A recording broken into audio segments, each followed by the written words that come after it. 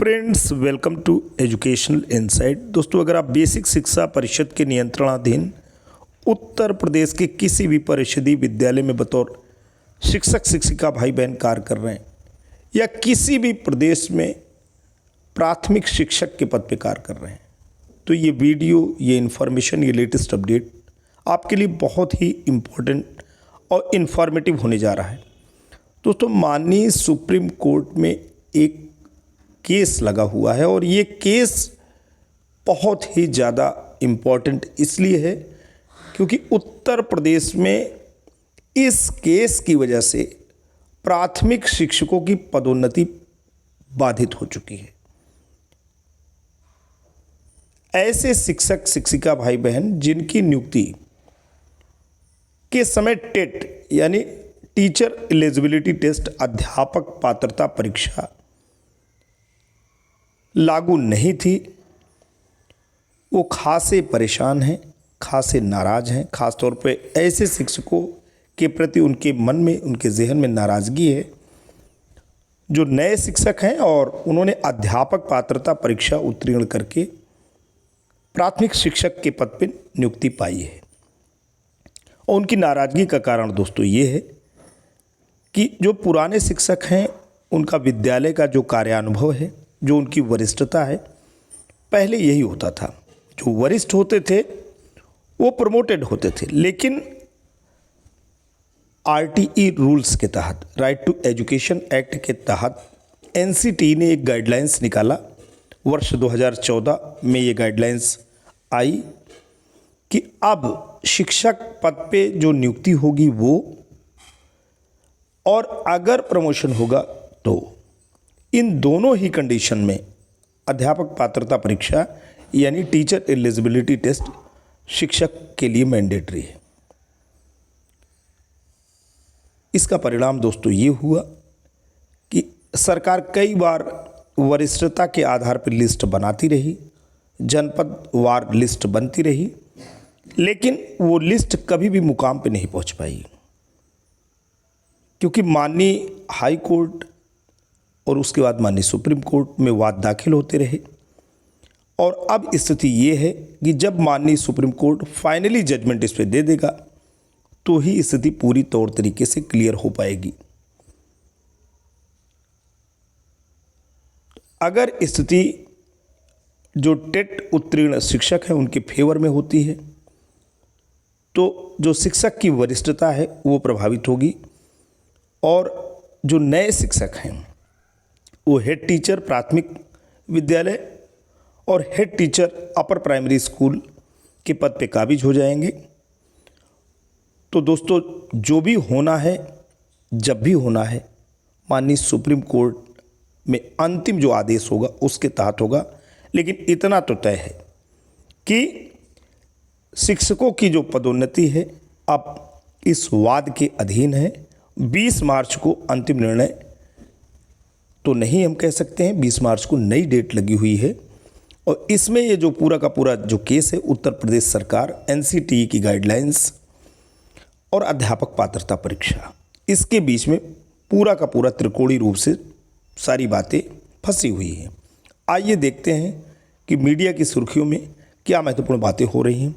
तो दोस्तों, बिल्कुल कहीं नहीं जाने हैं, 2 या 4 मिनट जो है वो आपका अपना है, आपके शिक्षक पद पे आगे जाने का है और सरकार की जो उलझनें हैं उनको जानने का है, शिक्षकों की जो उलझनें हैं, परेशानियां हैं, उनको भी जानने का है।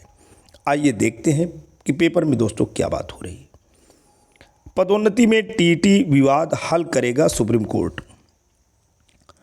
तो प्रयागराज से हम दोस्तों बात करते हैं यही कि परिषदीय स्कूलों के शिक्षकों की पदोन्नति में टीटी की अनिवार्यता का विवाद माननीय सुप्रीम कोर्ट से हल होगा। इस मामले में दायर याचिकाओं पर सर्वोच्च न्यायालय में लगातार सुनवाई हो रही। उम्मीद है कि शीर्ष कोर्ट से फैसला होने के बाद उत्तर प्रदेश के परिषदीय शिक्षकों की 7 साल बाद पदोन्नति हो सकेगी। विवाद के कारण वर्तमान में प्राथमिक और उच्च प्राथमिक विद्यालयों में 62,229 शिक्षकों की पदोन्नति नहीं हो सकी है। 27 फरवरी को सुनवाई के दौरान माननीय सुप्रीम कोर्ट ने राष्ट्रीय अध्यापक शिक्षा परिषद यानी एनसीटीई को 4 मार्च तक हलफनामा दाखिल करने के आदेश दिए थे।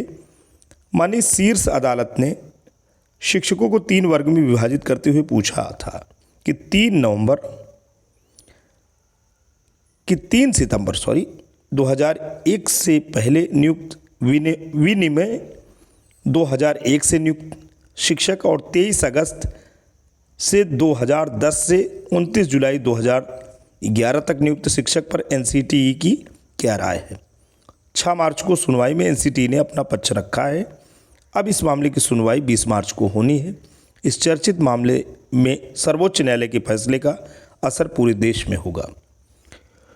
तो दोस्तों पूरे देश में होगा, चूँकि पदोन्नति पे हर जो स्टेट है उसकी अपनी एक गाइडलाइंस है, लेकिन जब ये मामला टेट का होगा तो हर एक स्टेट में टेट पास शिक्षक हैं, वो टेट का कहीं ना कहीं वरिष्ठता से या पदोन्नति से किसी न किसी रूप में संपर्क दोस्तों संबंध बनेगा। पदोन्नति के लिए अनिवार्य है टीटी। एनसीटीई ने सर्वोच्च न्यायालय में दाखिल शपथ पत्र में नियुक्ति और पदोन्नति को लेकर स्थिति स्पष्ट की है।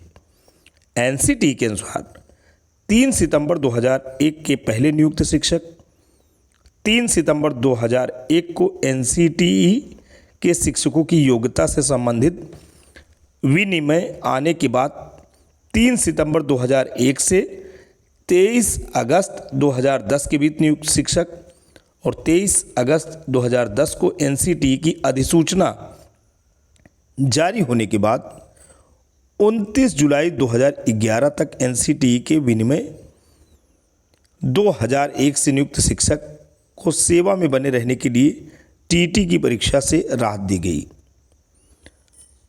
सर्वोच्च न्यायालय में पदोन्नति में टीटी को अनिवार्य कराने के लिए पैरवी कर रहे राहुल पांडे दोस्तों जनपद प्रतापगढ़ के शिक्षक हैं, परिषदीय शिक्षक हैं। तो उनका कहना है कि एनसीटीई ने 12 नवंबर 2014 को अधिसूचना जारी करके पदोन्नति में न्यूनतम योग्यता को अनिवार्य किया है। शपथ पत्र में एनसीटीई ने साफ किया है कि आरटीई एक्ट के तहत एनसीटीई की अधिसूचना 31 मार्च 2010 अनुसार पदोन्नति व नियुक्ति में 29 जुलाई 2011 के पूर्व नियुक्त समस्त शिक्षकों को टीटी उत्तीर्ण करना होगा। तो दोस्तों आप देख पा रहे हैं कि इसमें एनसीटीई ने अपना जो शपथ पत्र लगाया है उसमें इस बात को एक्सेप्ट किया है कि 31 मार्च 2010 का जो मामला है उसके अनुसार पदोन्नति यानी प्रमोशन और नियुक्ति में 29 जुलाई 2011 के पहले नियुक्त समस्त शिक्षकों को टीटी उत्तीर्ण करना होगा। तो सभी के लिए टीटी की मैंडेटरी वाली बातें हो रही है। अब देखिए माननीय न्यायपालिका के पास सर्वोच्च शक्ति है, वो इस पूरे के पूरे प्रकरण को अपने तौर तरीके से देखेगी। तो दोस्तों 20 मार्च का जो केस होगा, जो बातें होंगी वो आपको बिल्कुल लेटेस्ट अपडेट देंगे। तब तक के लिए जय हिंद, वंदे मातरम।